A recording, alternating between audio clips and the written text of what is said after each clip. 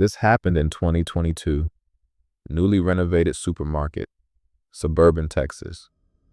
The layout was simple and repeated constantly during training. 12 aisles, easy to remember. They said it so often it felt rehearsed. Aisles 1 to 4, pantry. 5 to 8, household. 9 to 12, snacks, seasonal, paper goods. There was no aisle 13. There had never been an aisle 13. I worked closing shift. Around 12:40 a.m., with about 20 minutes before lockup, a teenage kid approached me near checkout. "Hey, where'd you move the drinks?" "We didn't move drinks," I said. "They're in 9. He shook his head. "No, like the new aisle, 13. My stomach tightened. "We don't have a 13. He turned and pointed. I followed his finger. Between aisle 12 and the dairy wall hung a sign. 13. It looked identical to the others. Same font, same metal bracket, same fluorescent light strip above it. But the lighting inside the aisle was dimmer, like the bulbs were weaker. I stared at it long enough that the kid shifted awkwardly. "You good?" "I've worked here 6 months," I said slowly. "That wasn't there yesterday." He shrugged and walked into it. I should have stopped him. Instead, I followed. The temperature dropped instantly. Not dramatically, just enough that I felt it in my arms. The shelves were stocked, but wrong. Cereal boxes with no logos, cans without labels, plastic bottles filled with clear liquid, but no branding. Every product blank. The aisle stretched farther than it should have, longer than aisle 12, longer than the building's width. The kid reached the midpoint. "Yo, this is weird," he muttered. The fluorescent lights above us buzzed louder. One flickered, then steadied. I glanced behind us. The entrance to the aisle was still visible. Good. I looked forward again. The shelves were slightly taller now. Or maybe they always had been. It was hard to tell. The kid rounded the corner at the end cap. I followed. But the aisle didn't end. It continued. The store layout made that impossible. We should have hit the back wall. Instead, there was more shelving. The lights flickered again. The overhead sign buzzed. The number changed. 13, 14. Then back to 13. The kid stopped walking. "Dude, where's the exit?" I turned. The entrance was gone. Behind us was more shelving. Identical. The same blank products. The same dim lighting.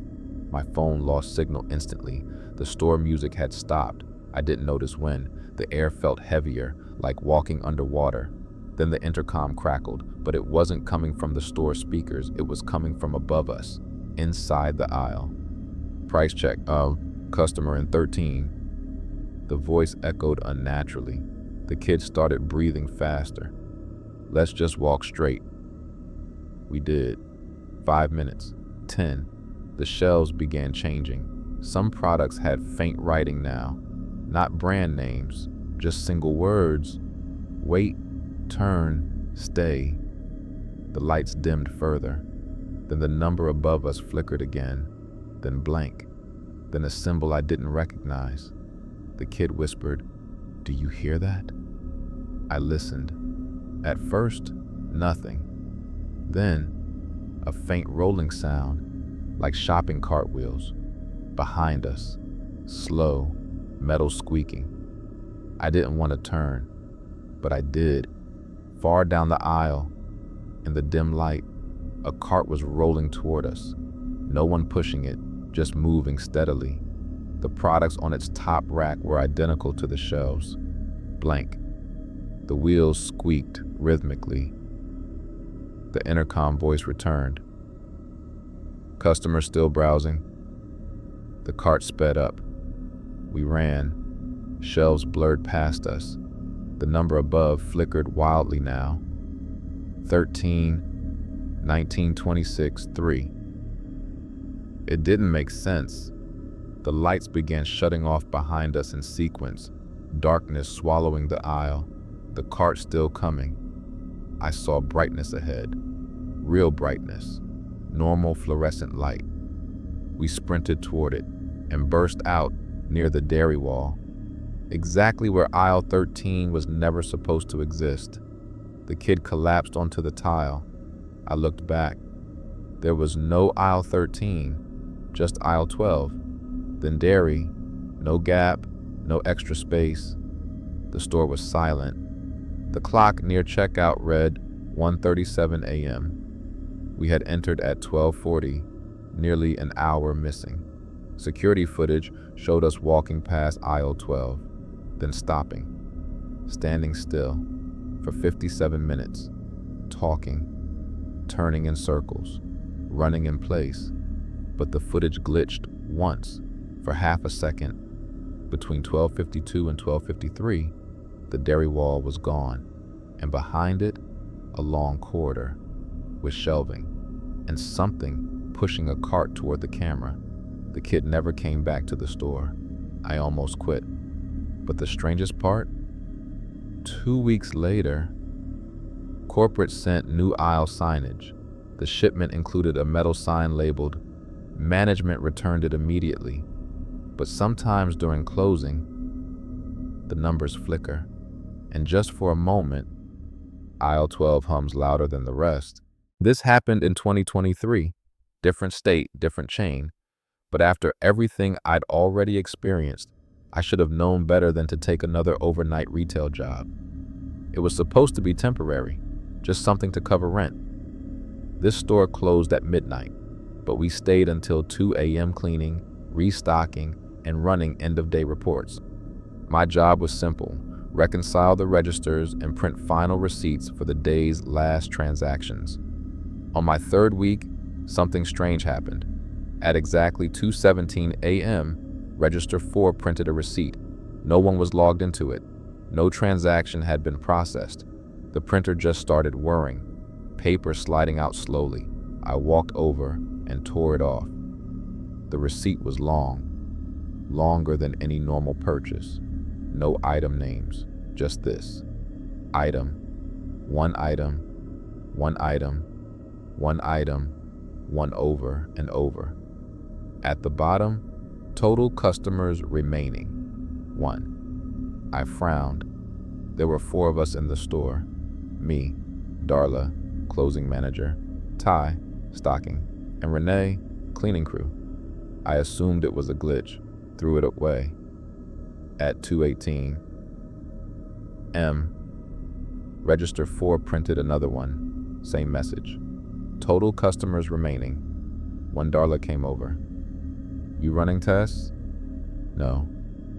She pulled up the transaction log. No activity. The receipt didn't exist in the system. At 2:19 a.m., Register 3 printed one, then Register 2, then Register 1, all at once. The sound of 4 printers spitting paper into the silent store was overwhelming. We tore them off. Every receipt identical, except one detail changed. Total customers remaining, 1 total customers remaining, 2 total customers remaining, 3 total customers remaining, 4. Ty whispered, "That's us." Renee laughed nervously. "It's just a bug."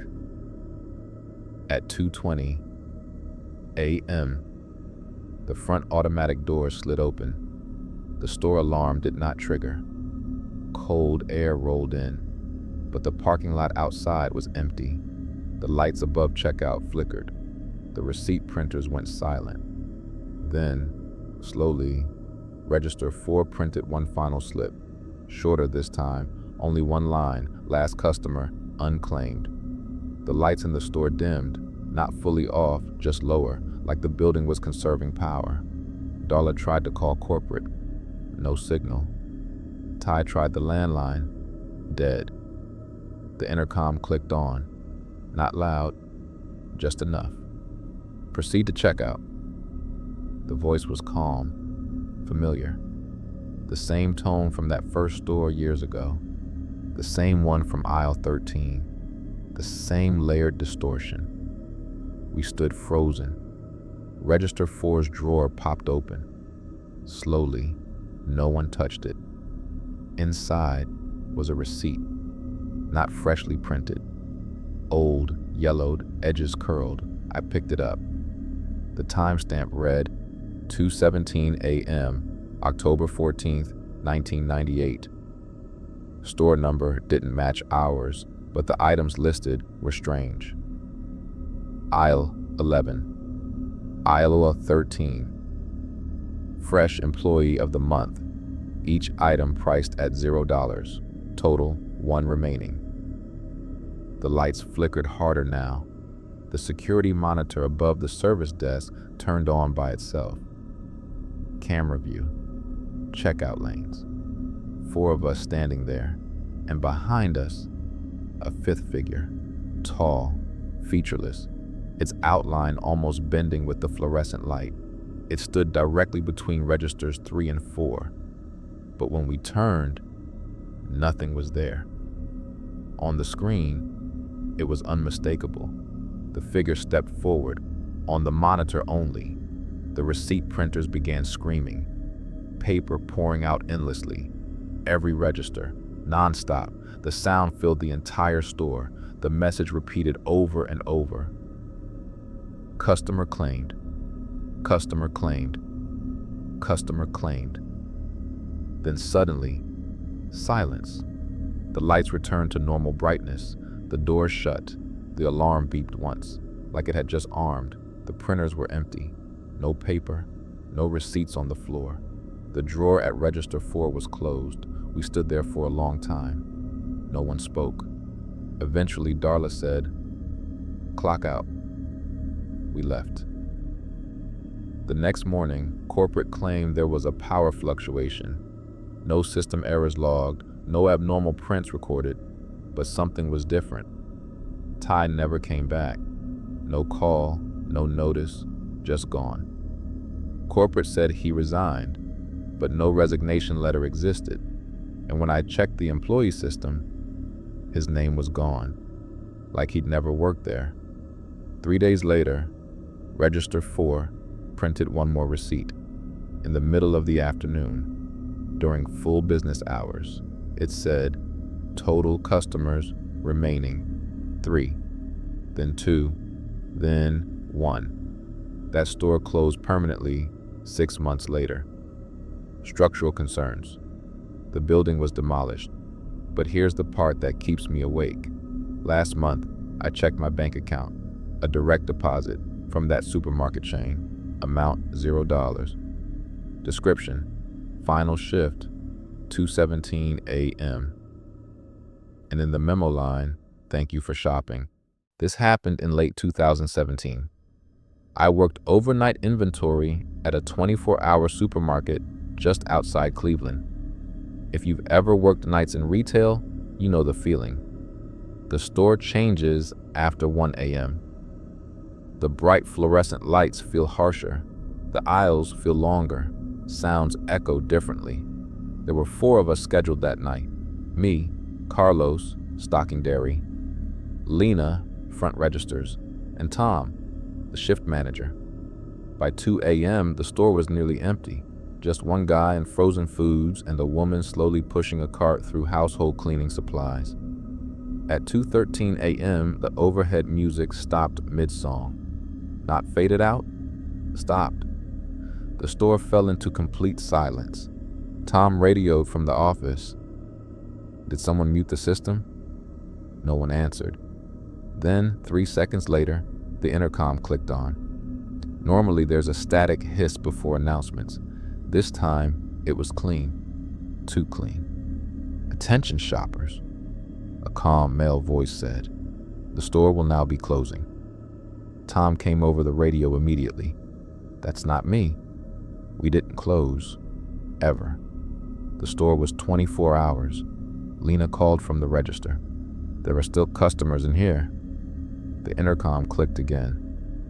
Please proceed to the nearest exit. Carlos walked up beside me in aisle 9. Is this some kind of drill? Before I could respond, the front automatic doors slid shut. Hard. The metal emergency shutters rolled down halfway. The woman in cleaning supplies started banging on the glass. "They won't open!" Tom ran from the office. "I didn't trigger lockdown." He tried the control panel by the entrance, unresponsive. The overhead lights flickered once, then stabilized. The man from Frozen Foods walked up to us slowly. "I think someone's still in the back," he said quietly. Tom frowned. "Employees?" The man shook his head. "No, someone else." We checked the security monitors in the office. Every aisle was visible, empty, except aisle 14. At the far end, just past pet food, a tall shape stood between the shelves. It wasn't moving. It looked almost like a person, but stretched, too tall for the aisle. Tom zoomed the camera. The image distorted. Lines flickered across the screen. The shape seemed closer, but the aisle in the real life, visible through the office door, was empty. Carlos swallowed. "That's not there." The intercom clicked again. "Customer remaining." The voice sounded different now. Lower. Closer. The woman at the door started screaming. The emergency shutters slammed fully down. Metal hitting concrete echoed through the store. The lights dimmed by maybe 10%, just enough to make shadows deeper. The security monitor for aisle 14 flickered. The shape was gone. Camera 7, produce section. The shape stood between apples and bananas. Camera 3, frozen. It stood at the end of the aisle. It wasn't walking. It was appearing. Each time closer to the front. Tom grabbed a flashlight. Everyone stays together. We stepped out of the office. The store felt colder. Not dramatically, just wrong. The man from Frozen Foods whispered, "It's behind us." We turned. Nothing. But from somewhere down aisle 5, a single can fell off a shelf, clattered loudly, then another, like something was brushing past products as it moved. The intercom crackled. "Last customer remaining." Carlos grabbed my arm. "That means one of us." We counted. Me, Carlos, Lena, Tom, the man from Frozen, the woman from cleaning. 6, all accounted for. The security monitor in the office let out a loud static pop. We looked back through the open doorway. Camera 1, front entrance. 5 people stood near the doors, not 6. One of us wasn't visible on camera. Tom ran inside to check. The rest of us followed. On the monitor, Lena wasn't there, but she was standing next to me in the real life. She stared at the screen. "That's not right." The intercom clicked again. "Store closed." The lights went out.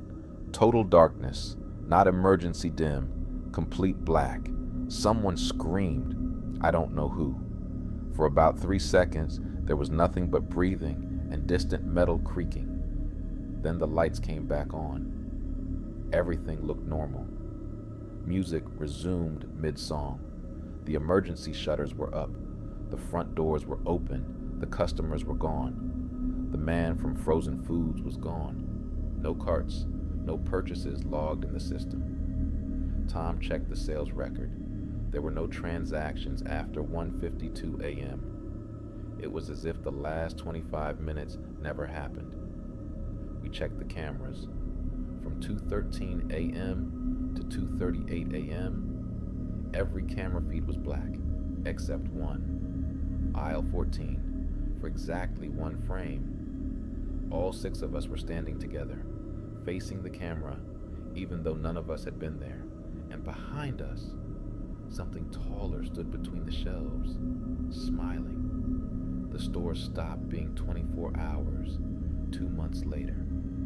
Official reason: security concerns. But sometimes, when I drive past it late at night, I see the lights flicker, And for a split second, the sign above the entrance doesn't show the store's name. It just says, closed. This happened in 2021 at a large chain supermarket in Arizona. I won't say which one, but it was big enough that corporate visited twice a year. I worked overnight stocking. Night shift in retail is different from day shift. During the day, the store feels commercial, loud, artificial. At night, it feels hollow, like something is waiting for the lights to dim. There were 5 of us on rotation. Me, Jared, Mia, Andre, and our shift lead, Beth. 3 months into working there, corporate announced something new. They were bringing back Employee of the Month. Corny, sure, but management loves stuff like that. At the front entrance, near the shopping carts, they installed a framed board with a printed photo and name underneath. The first month went to Jared. The second month went to Mia. Normal. Then came October. When I walked in for my shift, I noticed the board had already been updated. The photo was grainy, black and white. The name read, Evan R. under it. Outstanding dedication. Never leaves his post. I stood there for a second. I'd never met an Evan. I figured maybe he worked days. That night, around 1:30 a.m., I saw him. Tall, thin, wearing the same blue uniform polo we all wore, but his name tag didn't say Evan. It was blank. He stood in frozen foods, staring at the freezer glass, completely still. I walked up casually. Hey man, didn't know we had a new hire. No response. He didn't even blink. I moved slightly to the side to catch his reflection in the freezer door. The reflection didn't match him. In the glass, his face looked stretched, smiling wider, but in real life, his expression was flat. I stepped back. You good? Slowly, without turning his body, he tilted his head toward me. Then he said quietly, I never clock out. His voice sounded layered, like 2 voices speaking at once. I laughed nervously and walked away. The next morning, I asked Beth, Who's Evan R?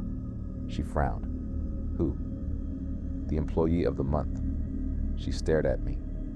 We haven't updated that board yet. My stomach tightened. Yeah, you did. It's by the entrance. She walked with me to the front.